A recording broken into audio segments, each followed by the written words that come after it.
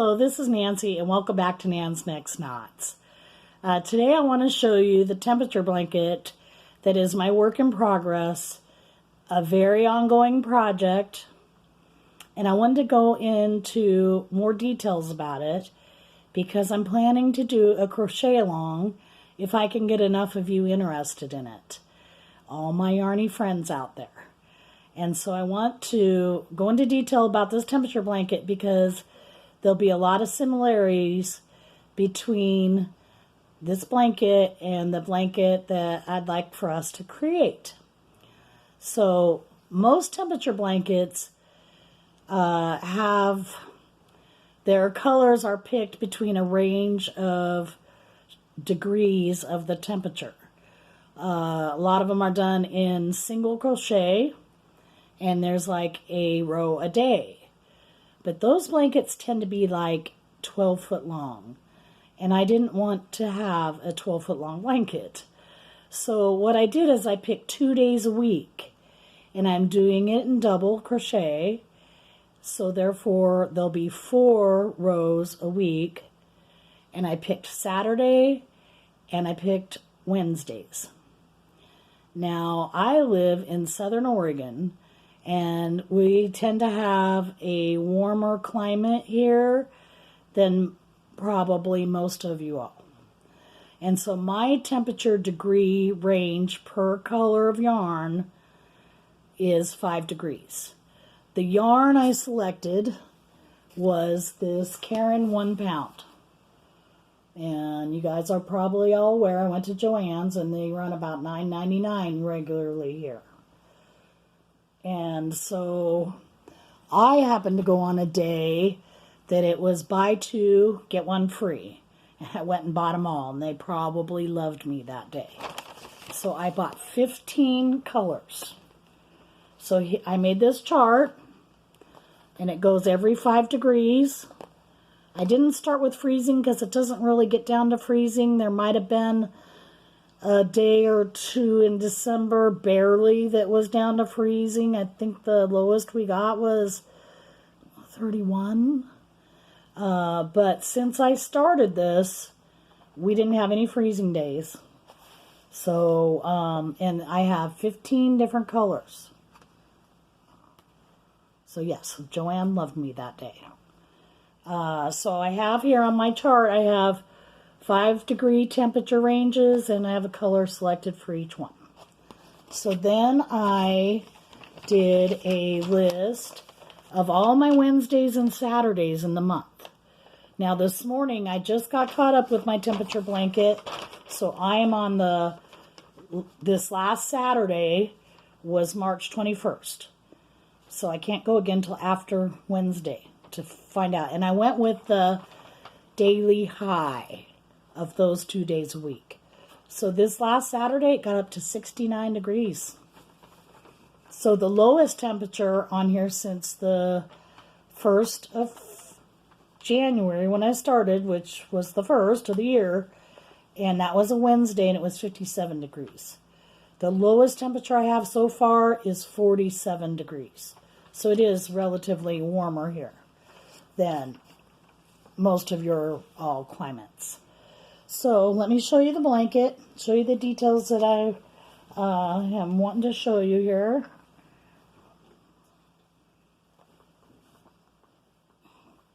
Okay, now I started my blanket with gray. Gray is going to be my base.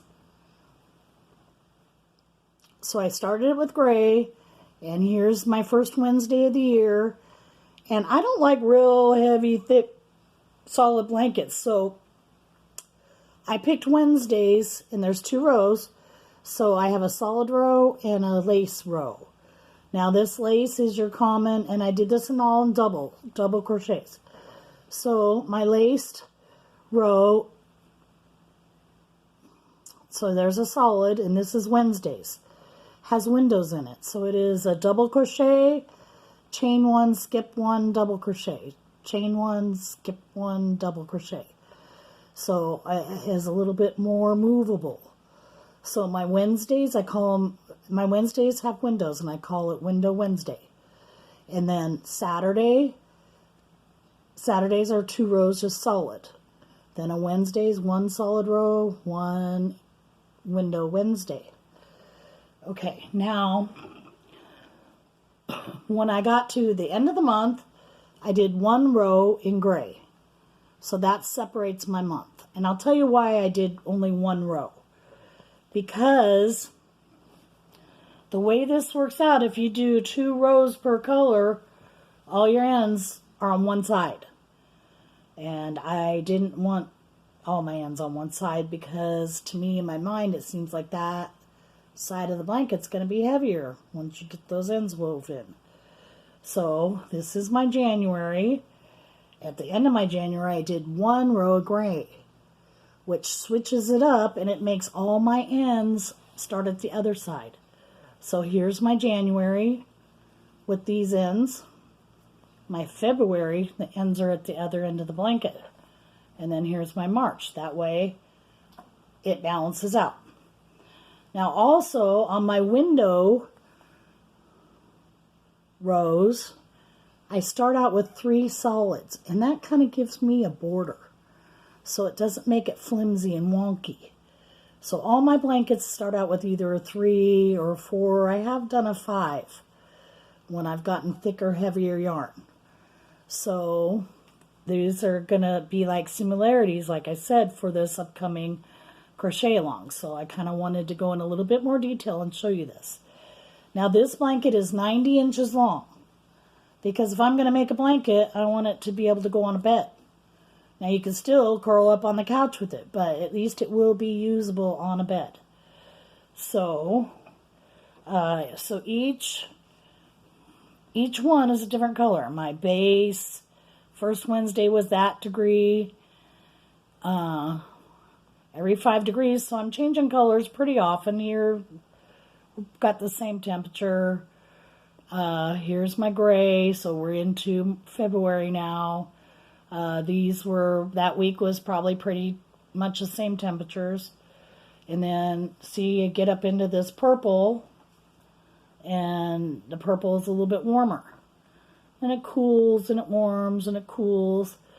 And then it really cools. We get back down to this lavender that I've used down here in the cooler months. It's got more lavender, and then it's warmer, and this is a warmer temperature. Like I said, this was 69 degrees last Saturday. So as I go, it's going to change up in colors. So it's 90 inches long, and so far up to March 21st, I got 33 inches. So like I said, I probably am only going to go through September, October maybe, because I don't want a 12-foot long blanket. And there's my little stitch marker that my friend Helene sent me. Hi Helene. I know she'll be watching.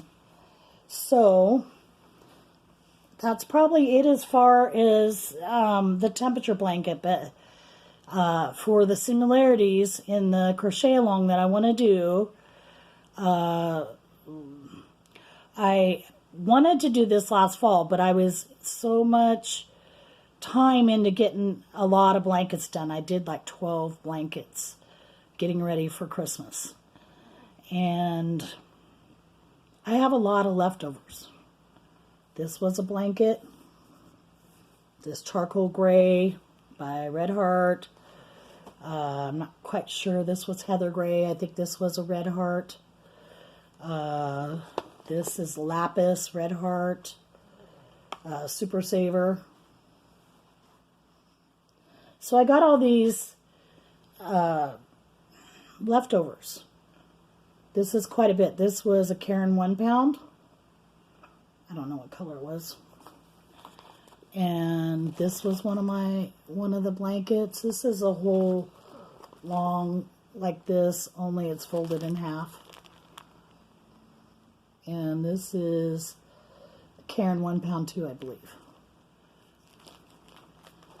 And so I got some of this left over. So what I thought, we'd make a blanket out of those kind of leftovers. So what I did is, like I said, I was thinking of this last fall, so I started collecting my main basic color. This is Premier Everyday. This only has 203 yards in it. So I picked up, I don't know, 6 or 8 of these. Now when I do these blankets, a regular, I'm using, like with Red Heart, I'm using 10 up to 12, depending on the size of the blanket of these. I don't know right offhand how many yards are in it. 236 yards was in this one, but it's colored, so it might be a little bit less than a solid. So I got my basic color. So what I want to do is start out with your basic row like I did on the gray on the temperature blanket. And instead of going by temperatures to determine our next color, we'll get like 8 different usable things. We're going to be doing 3 rows per color. And so we'll do the basic, and then let's say this one gets picked, 3 rows of that. 3 rows of the basic, 3 rows of the next color that's picked. I have a couple other ones. I have this Heartland I bought to do my gingham blanket. But after I started working with this, it's like, no, I don't really like it enough to make a whole blanket out of it. So I used a little bit of this, and then I took the rest of it back. So I have this one lonely skein, which I can handle it's kind of splitty. I can handle it for 3 rows.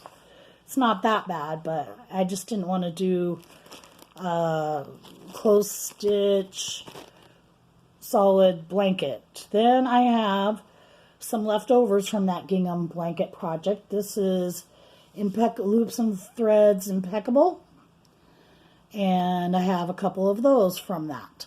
So I have a couple of these whole skeins and several of these partial skeins.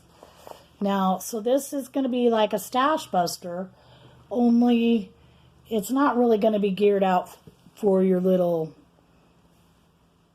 ends like this, unless you want to just take a whole bunch of them and put them together, maybe. So what we'll do is we'll have a main color, and I'm sure a lot of you have this stuff in your stash. You have leftovers. You probably have things that you bought, you thought you needed. They're just sitting there. You don't know what you're going to do with them. So we'll have this color. Then we'll have like 8 other colors. We'll make a little chart like this. And we'll put numbers, 1, 2, 3, all the way to 8. And then every week, I'll pick a number from the hat. So we'll do 3 rows of this. Then we'll do whatever color gets picked. And then the next week, we'll do 3 rows of this in the next color that gets picked. So if you're interested in doing a crochet along like that, let me know. Mm-hmm. It doesn't have to be a full big blanket. It could be a lapgan. It could even be a scarf. You could pick your own colors. You could pick your own size. Let me know if you're interested. If we're home. If we're stuck home. We all got stash. So let me know if you're interested in doing, and it hasn't got really hot yet, so now's a good time. Instead of waiting until fall, I thought it'd be good now because we're all home and we're looking for projects to do. A lot more crocheting probably. So I thought it would be a good time for all of us Yarny friends to get together and do a project. Comment below. Let me know if you're interested. I will do a sample to show you kind of like how I intend to do it with a couple, rows. It won't be big. It'll just be small to show you a sample and get a good idea. But I thought a lot of it may be real similar to my temperature blanket. So therefore, I wanted to give you more details. Stay safe. Stay healthy. Stay happy. See you next time on Nan's Next Knots.